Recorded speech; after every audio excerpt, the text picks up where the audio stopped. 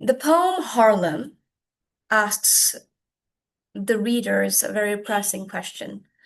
What happens to your suppressed dreams? Do they disappear? Do they linger? Or perhaps does it have an explosion of emotion on a sudden evening when you least expected it? What I really like about this poem, Harlem by Langston Hughes, is, of course, it has a direct relation with the African American Revolution or the revolutionary signs of artistic explosions and implications of the Harlem Renaissance, but also how universal the poem can become. Universal not in the sense of resilience, but also about emotions, of humanity, of feelings. Now, if you do a bit of reading of Langston Hughes, you'll realize yourself that his childhood was quite complicated because he was born in a mixed family where his maternal side were from the African American descent, but on the other hand, in his paternal side, there was a descendants or generation implications of white slave owners somewhere around the line of around the time of his grandparents. So as a child, Langston Hughes might feel very confused, and this is a state of confusion that can bring in a lot of despair when you think about it growing up, because much like Maya Angelou, he found solace and peace with his grandmother as well, because the kind of childhood he had led was also showcased with a lot of public racial segregation. Of course, his schooling quite helped. He was very popular in his school and he was known as the poet. And one of the, I think, standouts in his writing is probably how modern it is, because there's a sense of high and low culture implications of his work. And if you're not really aware of the notion of high and low culture, I'm not probably going to go to the empirical analysis of all of it, but it possibly has to kind of do with the fact that when Matthew Arnold thought that high culture showcases a sense of education, of art and literary space, which was then again contested and criticized because would we know that we all understand that having high culture or having a certain culture which is deemed to be high would need a certain kind of social power. But what the modern artists and modern poets really do is they juxtapose this kind of two methods of writing. While we notice, art pieces of the French Renaissance to be so precise and wonderful, Duchamp's toilet installation can be really strange, but also kind of a depiction of modernity and sort of a criticism to the high culture itself. I'm going in tangent about all of this, and this is going to happen because I feel so deeply about this, like this sort of nuances of high culture and low culture, but I digress. When we look into Harlem's Langston Hughes' work, what's interesting is he's definitely talking about identity, but also having a certain kind of dream. Now, understand this, that this was written in 1950, right? Around the time when Harlem Renaissance was no longer that relevant, because if we go and sort of study into the timeline of Harlem Renaissance, it was really impactful around the 1920s. But of course, it started even earlier than that, but it wasn't as, popular as it was around the 1920s, but it sort of lost its implications and its sort of glitter and glam around the 1930s. But what it did really interestingly was bring in people of all races, classes, culture, high, low, all of them together in one space. The idea of art was definitely really interesting around this space as well. Be it Maya Angelou, be it uh, Langston Hughes, be it socio-political activists of all ranges, we found that what's interesting about all of them is what they have one aspect in common. And the aspect is to unpack the mind, unpack and decolonize the self into more expressions. And the kind of artwork that you can see right now here is like one of my favorite artworks of the ranges of Harlem Renaissance. This is by Aaron Douglas. I think the name of this painting is From Slavery to Reconstruction. And if you get some time, definitely go through this art piece in itself. But how Black identity was then represented in the literary spaces is very important to kind of notice, because this kind of inclusion is not only the inclusion of a specific race, but it opens our eyes to other races of a shared culture.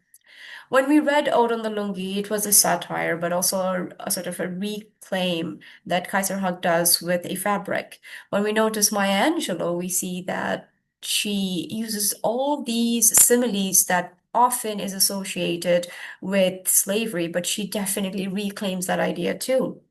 When you read this poem, you'll find something very similar as well. But what do we find very similar in this kind of artwork of poetry? You see, this poem is really small, and the poem asks us a lot of questions, followed by a lot of similes. The speaker asks what happens to a dream deferred. Does it dry up like a raisin in the sun, or fester like a sore and then run? Does it stink like rotten meat, or crust and sugar over like a syrupy sweet? Maybe it just sags like a heavy load. Or does it explode? A lot of questions, right? Let me go ahead and quickly underline the questions. He's asking a lot of questions to the readers. Or is he really asking a question or just pondering about what happens to a dream? But what is the dream, really? And I think the dream is about reclaiming identity, the Black identity. Understanding the history of America. If we think that America is predominantly white, we'd be having a flawed understanding of history. Let's go really back to thousands of years. Was America white then? Probably not. Is it built on colonial prospects, imperial prospects? Possibly so. But what is America now in the 21st century, or what was America in during the time of Jim Crow law? It was a diverse America. It was America built on diversity, seemingly of different culture, and specifically of this different culture that to claim that life of the quote unquote American dream. And the fact that it varies from different races and different identities is something that we ponder upon. And the title of the poem is called Harlem. Now, Harlem is a space, is a place in New York, which is very monumental to the Harlem Renaissance, where you'd find all Black artists, poets, activists coming together and performing different sort of art, be it poetry, play, music, because jazz and blues were really popular. And Langston Hughes himself brought about such inventive ways of presenting poetry, the poetry where you would recite poems, but then you'd feel the jazz and blues in sort of like the shadowing of trumpets and piano and guitar is something that was really interesting to see. Music and poetry both having a juxtaposition together. This blend was really wonderful when you noticed in the Harlem Renaissance. So the name Harlem in itself is very important because this is written in 1950, and as I've mentioned before, that the Harlem Renaissance again became quite absent in the sense of discourse and its popularity around the 1930s. But Langston Hughes was one of the many poets and artists who kept going with this sentiment, kept going with what it meant to be a part of the Harlem Renaissance, because he was one of those poets who would travel around the South and recite his poems and have these gatherings because, that kind of sentiment never really went away. And that's what Harlem Renaissance and any kind of movement really is about, really. The movement really never ends as long as everyone is free. The moment when everyone is free is when the movement will be successful, and perhaps the movement would no longer be necessary. But that's not necessarily always the case now, is it? So let's go back to the poem. It's kind of asking us what happens to a dream that's deferred. Now, what do you think deferred would mean? Why dream later, right? And whose dream are we really talking about? And why is it postponed? Is it the dream of the black identity? Is it the dream of living in America to be free, to have housing, to have insurance, to be free for all the rights that perhaps a white American exercises, if that is where the case, why is it a dream and not a reality? And the reality really hits when we look back and study the civil rights movement one more time again. Is the dream about a dignified existence?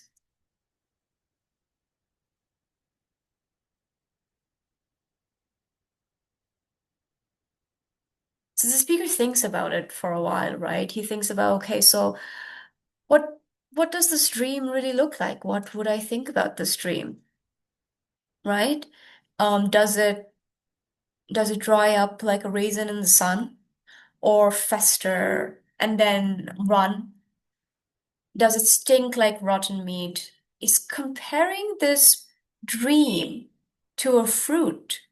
But on the other hand, um, we find that there is a sudden change in the tone and sudden change in the imagery itself. It's like a wound that feels really sour, or the wound itself is sort of replicating itself to be sort of like putrid, right? And then does that similar dream, does it rot and stink? Or perhaps maybe it doesn't do anything like that at all and turns really sweet and syrupy. And then he thinks that maybe it just sags like a very heavy load.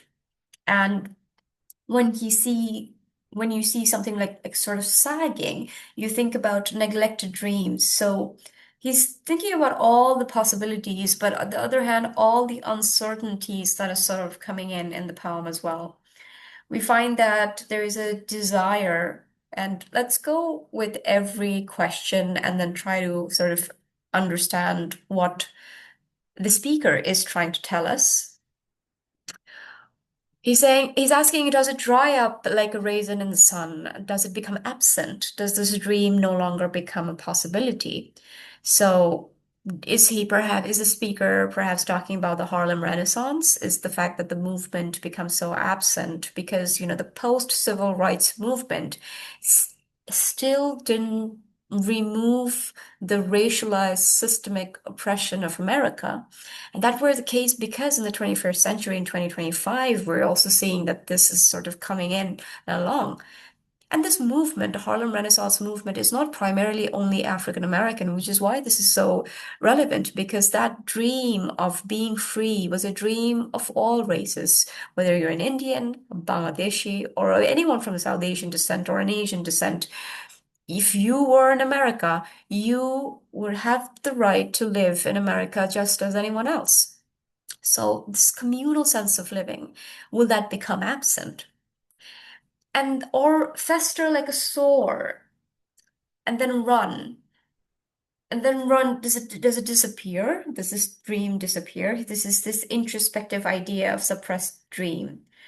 And he's trying to validate these experiences and challenges by saying or asking in such of a violent manner as well. And we find that sort of like a grim imagery when we find the word rotten meat. He's saying it's rotten meat. Why is it a rotten meat then? Let me just fix this quickly.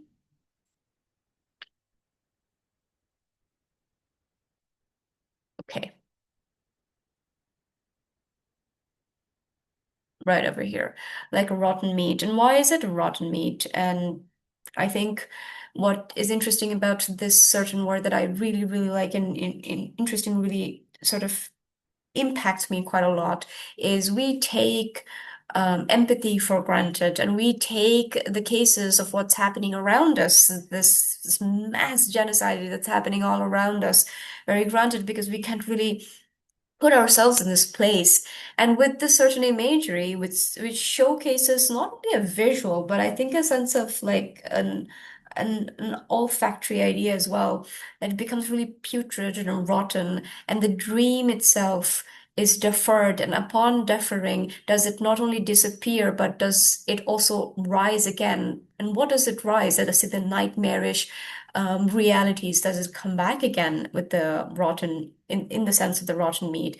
And this explains us a very interesting idea, because a dream itself can be comprehended very differently if you have different privileges. Think about Ulysses for a second. When we read Ulysses by Alfred Lord Tennyson, he had that privilege to travel, to think about the self and not to think about his responsibilities or his emotions connected to his family. He didn't think about all of this at all because he had the privilege. But do we all have that kind of privilege to leave everything behind and travel?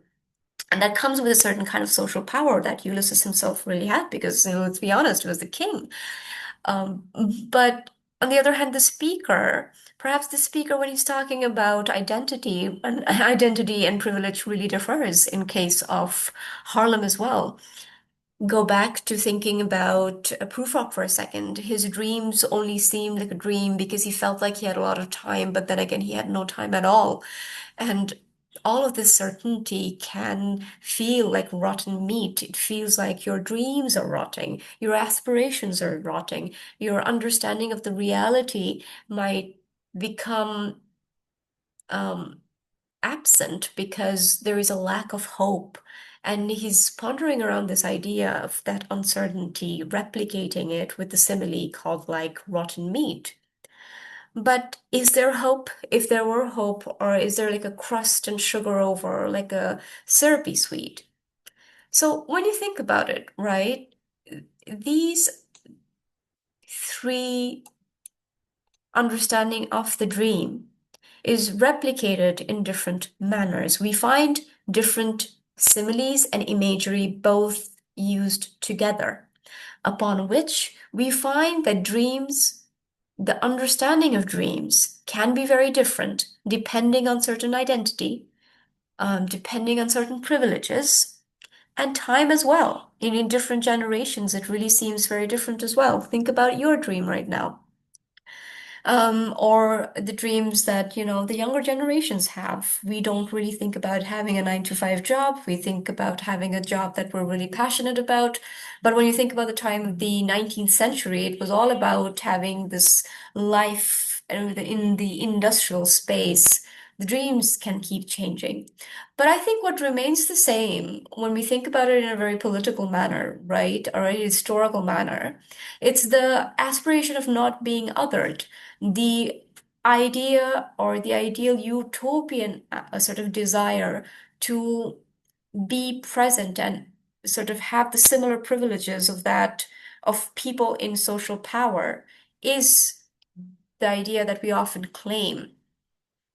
It's the power of identity that we find, again, we again try to understand time and again if we can ever get that back.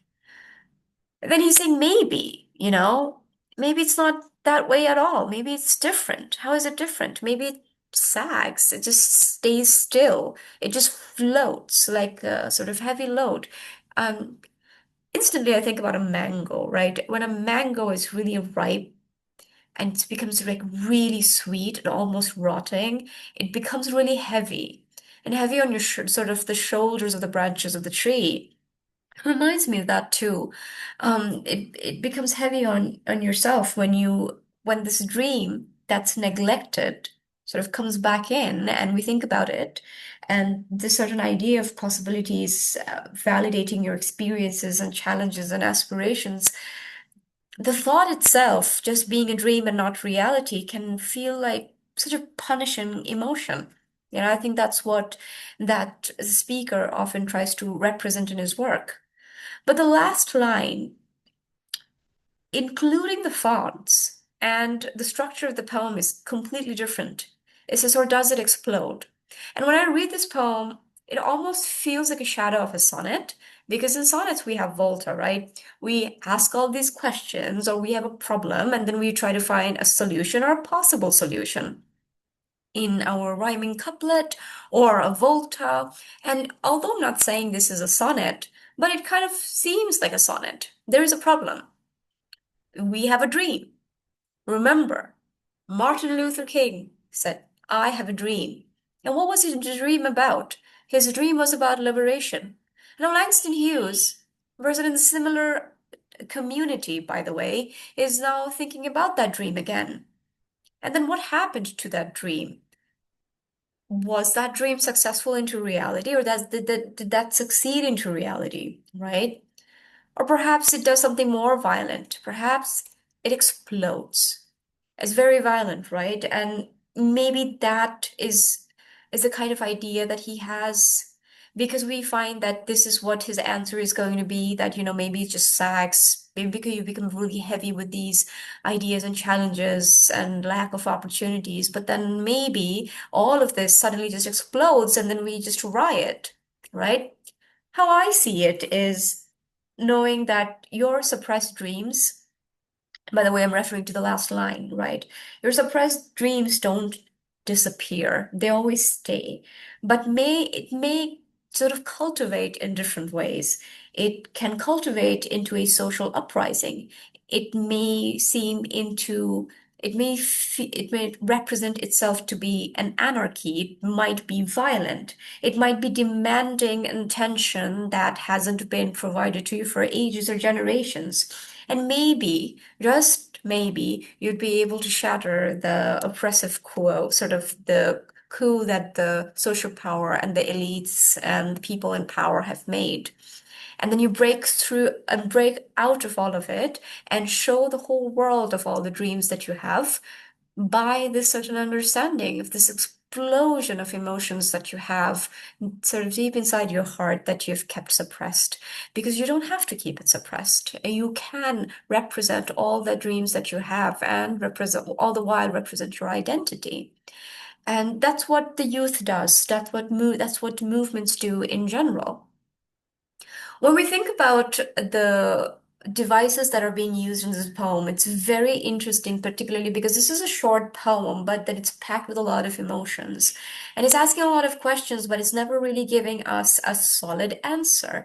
Because even when it has a statement, a possibility of what may happen to the dream, it seemingly showcases that perhaps it's a maybe it just sags, or maybe it doesn't.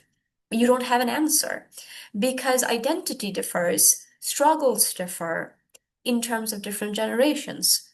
And what I find with the thematic ideas from all of it is I go back and think about uh, how the poet has an absent has an absence in himself. Like we know that this is possibly definitely not Langston Hughes, but the speaker's actual dream is absent in the poem. But we do understand what he's trying to shadow. He's trying to shadow this understanding of the possibility and uncertainty, but at the same time, a desire for a social progress.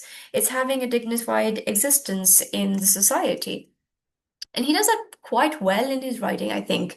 Um, Particularly because what he does very interestingly in his works is sort of he shadows the cultural references or the contemporary references of struggles of identity in his work. And when you interpret this work, he has a lot of dramatic sort of ideas of similes and images working together. And when he does, there is a certain kind of questions we have in the modern world which we live in, which is sort of filled with bourgeoisie, the idea of neo-political understanding or neoliberal understanding of life. The whole notion of liberation can be sort of changed into a lot of ideas, right? You have student debts, you have unaffordable housing, you have systemic racial identity, but also very outright, and I wouldn't even say lingering racial identity, inequality, the lack of opportunities, but rather it's very open now in the 21st century, in 2025 specifically.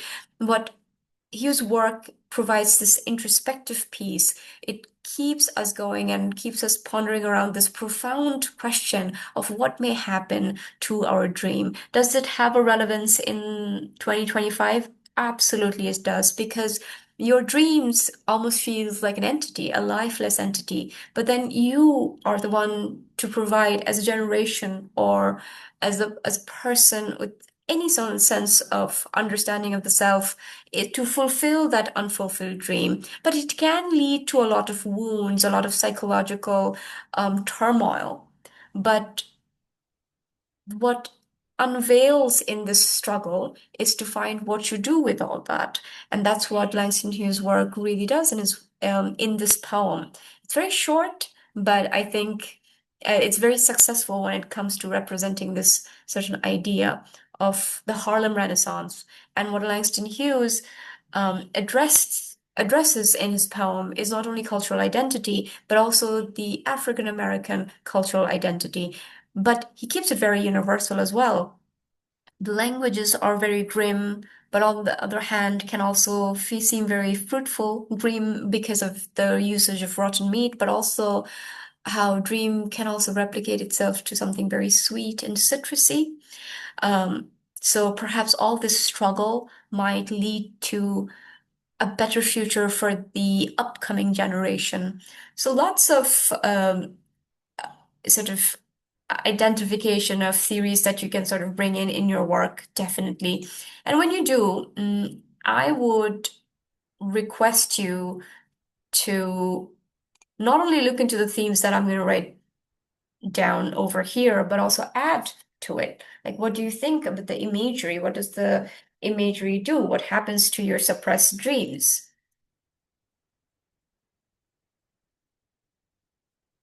It cultivates. But what does it cultivate into?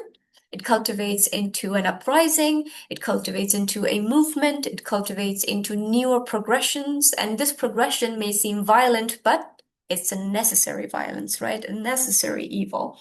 It demands attention. There's a desire for social progress, desire for identity and reclaiming the African American identity. Poem helps us to validate our dreams, and that validation may not always be uh, perfect. The validations will come with the experiences, and the experiences can be very gruesome. Challenges and also aspirations.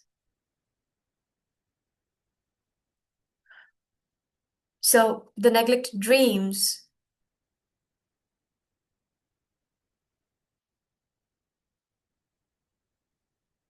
is transformative, right? Now, if you have any questions or if you have any observation or any additional themes that you'd like to include in, in your reading, you could definitely share it with me. You can leave me an email if you'd like. Um, so I think I'll see you on Thursday. And if you're not going to be here on Thursday, thank you for an incredible summer. It was a short summer, but I really, really, really enjoyed teaching poetry to all of you. Okay, I'll see you soon.